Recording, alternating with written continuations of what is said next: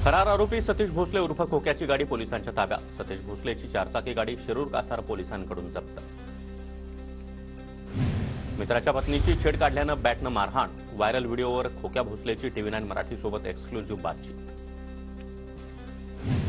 200 सोडा एकही हरिण मारलं नाही। पोलिसांना शोध असलेला खोक्या उर्फ सतीश भोसले TV9वर ढाकणे पितापुत्रांना मारहाणीचा इन्कार। उलट हॉस्पिटलमध्ये दाखल केल्याचा खोक्याचा दावा। अन्याय होईल तिथंच माझी दहशत, गरिबांवर दहशत नाही। दहशतीचं अजब समर्थन करत खोक्या भोसलेचं पोलीस व्यवस्थेलाच आव्हान। सतीश भोसलेच्या साडू विरुद्ध 1 कोटी रुपयांची खंडणी आणि जीवे मारण्याची धमकी दिल्याप्रकरणी गुन्हा दाखल। 7 महिला आणि 2 पुरुषांकडून प्रशांत चव्हाण विरोधात पाथर्डी पोलीस ठाण्यात गुन्हा दाखल। खोक्या भोसलेचा उर्मटपणा महाराष्ट्रात चालणार नाही। खोक्या भोसलेला आधी 8 टाका, जितेंद्र आपाडा आक्रमक। ढाकणे पितापुत्राविरोधात अॅट्रॉसिटी, पॉक्सो अंतर्गत गुन्हा दाखल। खोक्या भोसलेच्या भावजाईकडून 4 जणांविरोधात तक्रार दाखल। पोलीस उपाधीक्षकांकडून तपास सुरू। कारखान्याचे पैसे आल्यानं बंडल फेकण्याचे रील्स, तर मित्राच्या लग्नामध्ये 1000 रुपये एन्जॉयमेंट म्हणून उडवले। व्हायरल व्हिडिओवर खोक्या भोसलेचं वक्तव्य। आमच्यावर खोटा गुन्हा दाखल, ढाकणे पितापुत्रांनी आरोप फेटाळले। ढाकणे पितापुत्राविरोधात अॅट्रॉसिटी आणि पॉस्को अंतर्गत गुन्हा दाखल झाल्यानंतर तपास सुरू। संतोष देशमुख हत्या प्रकरणामधील पहिली सुनावणी 12 मार्चला केज न्यायालयामध्ये सुनावणी होणार।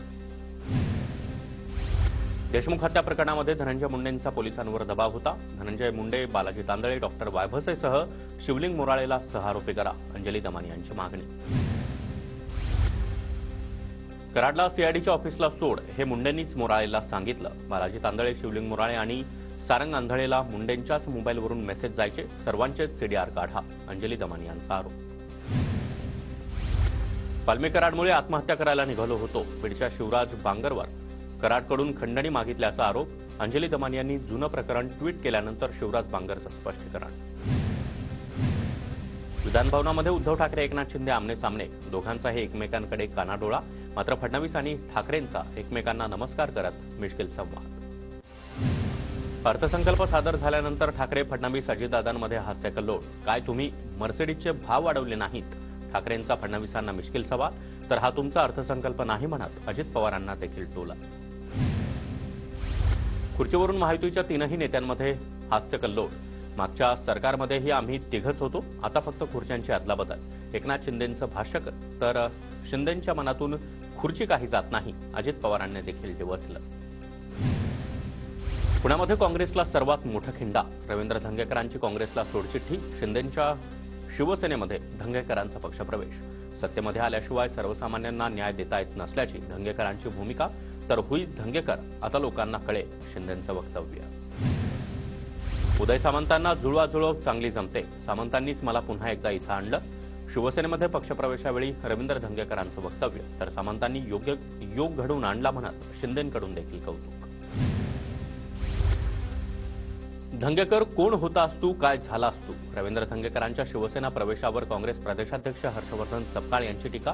मी काहीच नाही, त्यांच्या तुलनेमध्ये रवींद्र धंगेकरांचं सपकाळांना उत्तर।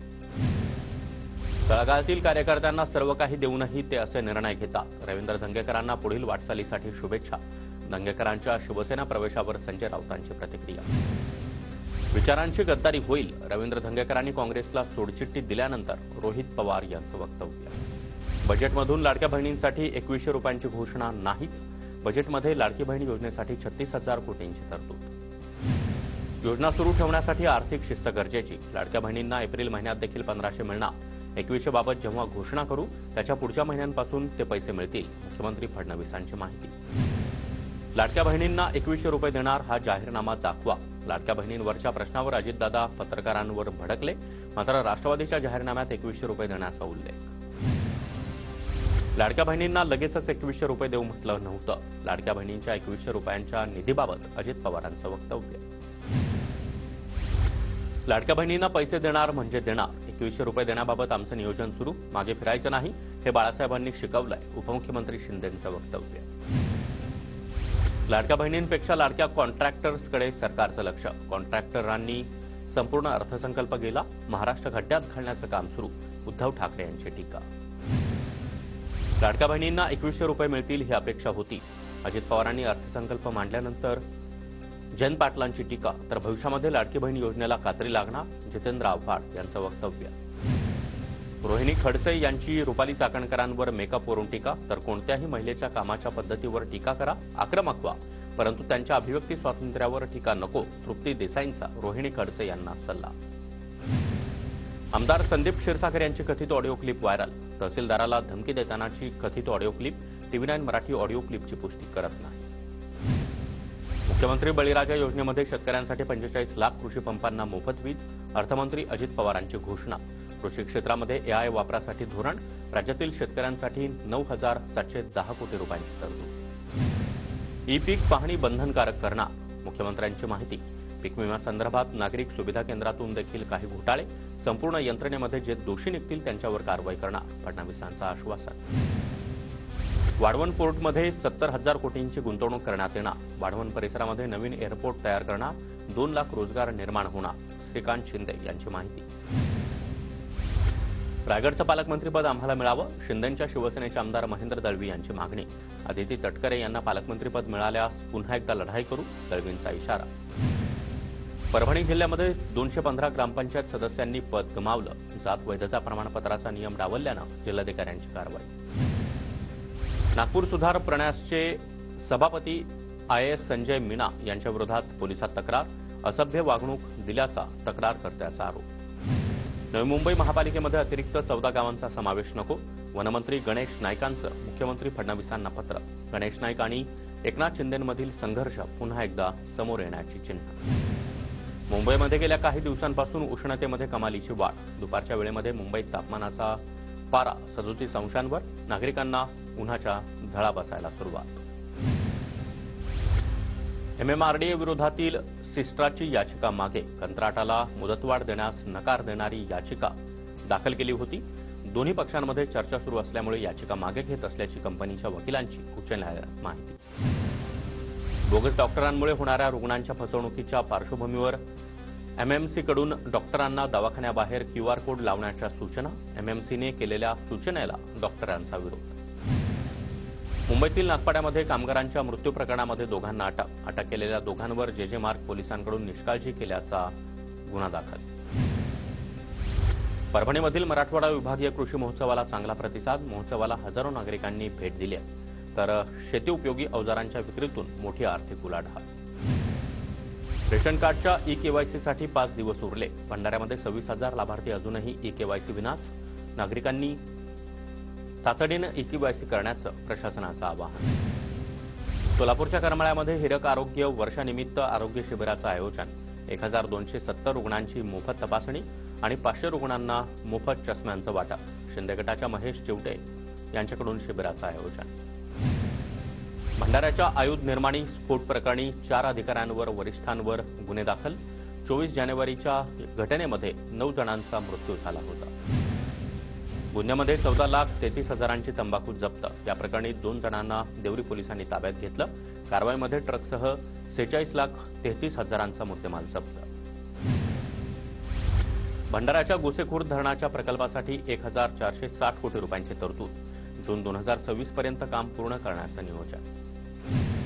कल्याणमध्ये किराणा दुकानदाराची दोघांकडून फसवणूक. ऑनलाईन पेमेंट केल्याचं सांगून फसवणूक. 2 आरोपींना कोळशेवाडी पोलिसांकडून अटक. पोलिसांकडून अधिकचा तपास सुरू. गोंदियाच्या चूलबंद नदीपात्रातून अवैध वाळू उपसा करणाऱ्यांवर कारवाई. महसूल विभागाच्या कारवाईमुळे वाळू उपसा करणाऱ्यांचे धाबे दणाणले. कारवाईमध्ये वाळूचा मोठा साठा जप्त. राज्यामध्ये वन्य प्राण्यांमुळे शेतीच्या नुकसानीचं संकट वाढलं. प्राण्यांमुळे शेतीचं 311 कोटी रुपयांचं नुकसान. वनक्षेत्राच्या प्रभावी संरक्षणामुळे वन्य प्राण्यांच्या संख्येत वाढ. 17 मार्चपासून नागपूर विद्यापीठाच्या उन्हाळी परीक्षा सुरू होणार. विद्यापीठ परिक्षेत्रामधील 4ही जिल्ह्यातील 122 केंद्रांवर या परीक्षा होणार. पुण्यामध्ये मेट्रो मार्गिका रोखणाऱ्या 9 आंदोलकांपैकी 2 पोलीस कोठडी तर इतर 7 आंदोलकांना न्यायालयीन कोठडी. पुणे न्यायालयानं कोठडी सुनावली. सरकारी कामामध्ये अडथळा निर्माण केल्याप्रकरणी गुन्हा दाखल. भारताचा चॅम्पियन कर्णधार रोहित शर्मा, पत्नी रितिका आणि मुलगी समायरासह मुंबईत दाखल. मुंबई विमानतळावर रोहितची एक झलक पाहण्यासाठी चाहत्यांची मोठी गर्दी. टीम इंडियाचं जंगी स्वागत करा. एमसीएचे अध्यक्ष आणि आमदार रोहित पवारांची मागणी, खेळाडूंच्या स्वागताची संधी मिळावी, बीसीसीआय आणि आयसीसीला रोहित पवारांकडून विनंती. डोंबिवलीच्या खंबाळपाड्यामध्ये संघाच्या शाखेवर दगडफेक प्रकरणी संघाचे कार्यकर्ते एकत्र जमले, प्रशिक्षण सुरू. खंबाळपाडा परिसरामध्ये पोलिसांचा मोठा बंदोबस्त, दगडफेक करणाऱ्या 5 जणांना पोलिसांनी ताब्यात घेतलं. बुलेट ट्रेनच्या कामामध्ये अडथळा ठरणाऱ्या अनधिकृत इमारतींवर ठाणे पालिकेची कारवाई, उपायुक्त मनीष जोशी आणि महसूल टीमची कारवाई. प्रसिद्ध शेफ विष्णू मनोहर यांचं फेसबुक अकाउंट हॅक. मनोहर यांचं फेसबुक अकाउंट हॅक करून अश्लील पोस्ट, विष्णू मनोहर यांच्याकडून सायबर पोलिसात तक्रार दाखल. कल्याणमध्ये घरात घुसून रिक्षाचालकाकडून 2 अल्पवयीन शाळकरी मुलींचा विनयभंग. कल्याण तालुका पोलीस ठाणे परिसरामधील धक्कादायक घटना. विनयभंग करणारा हेमंत पवार पोलिसांच्या ताब्यात, गुन्हा दाखल. रायगडच्या रोहा इंदरदेवमध्ये वणव्यामध्ये 48 घरं जळून खाक. आमदार गोपीचंद पडळकर यांनी पाहणी करत गावकऱ्यांची भेट घेतली. वणव्यामध्ये 48 घरं जळून खाक. सुदैवानं जीवितहानी नाही. जळगावमधील प्रसिद्ध दागिने व्यापारी आर लखीचंद ज्वेलर्सला मोठा दिलासा. लखीचंद ज्वेलर्समधील फसवणुकीचा ठपका एसबीआयनं हटवला. माजी खासदार ईश्वरलाल जैन यांची माहिती. अखेर 5 वर्षांनंतर मराठी कुटुंबाला न्याय मिळाला. दत्तात्रय पै या वृद्ध नागरिकाला त्याच्या दुकानाची चावी पुन्हा मिळाली. चारकोपचे विभाग प्रमुख लालसिंह राजपुरोहित शिवसेना शिंदे गटातून निलंबित. शीतल म्हात्रेंची माहिती. जेजुरीच्या खंडोबा मंदिरामध्ये ड्रेस कोड लागू. भारतीय वेशभूषा परिधान करणाऱ्यांनाच दर्शनासाठी प्रवेश मिळणार. फाटक्या जीन्स, शॉर्ट्स, स्कर्ट अशा तत्सम कपडे घालून येणाऱ्यांना गडावर मज्जाव. आनंदाश्रमाचा परिसर सुधारण्यासाठी 3 कोटी खर्चून कुणाच्या ऐशोआरामासाठी रूम बनवणार.